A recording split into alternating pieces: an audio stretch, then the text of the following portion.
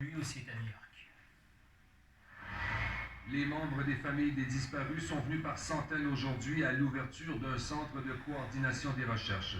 Les autorités leur demandent de remplir un questionnaire où elles peuvent donner une description physique de la personne manquante et tout détail qui pourrait permettre d'identifier les disparus. Quel linge portait-il ce jour-là? Avait-il des accessoires particuliers? Une montre, des boucles d'oreilles, n'importe quoi. Tout pour déterminer qui est qui, parce que sous les décombres, il pourrait y avoir jusqu'à 4763 personnes. Les familles sont déterminées à retrouver les leurs.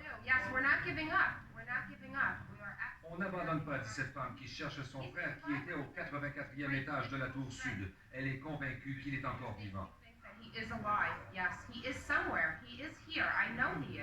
Cette jeune femme montre désespérément aux médias une photo de son mari de 29 ans. Elle demande à qui que ce soit de lui dire quoi que ce soit de pertinent à propos de la disparition de son mari. Bonne ou mauvaise nouvelle, elle veut savoir ce qui lui est arrivé.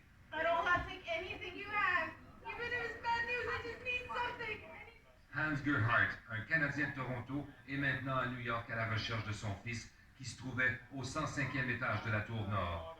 Mardi matin, son fils l'a appelé et lui a dit « Papa, une bombe ou un avion a frappé la tour, je suis correct, je t'aime, je t'appelle plus tard. » A bomb or a plane hit the tower.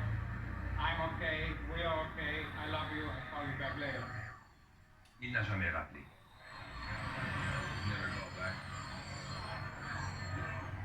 Écoutez aussi la voix désespérée de Melissa Hughes qui, immédiatement après l'attaque, laisse un message téléphonique à son mari. Je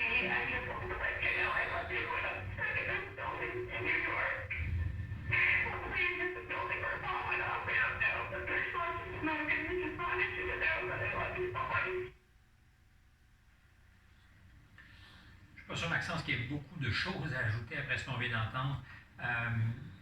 Oui, c'est très dur, hein? Fondamentalement, Stéphane, ce qu'on vient d'entendre, c'est ce qui nous définit comme être humain. Voici des personnes qui savaient qu'il leur restait à peu près juste quelques minutes à vivre. Qu'est-ce qu'elles ont fait? Elles ont appelé la personne qui comptait le plus dans leur vie pour leur dire qu'elles l'aimaient. C'est vraiment touchant. Hein?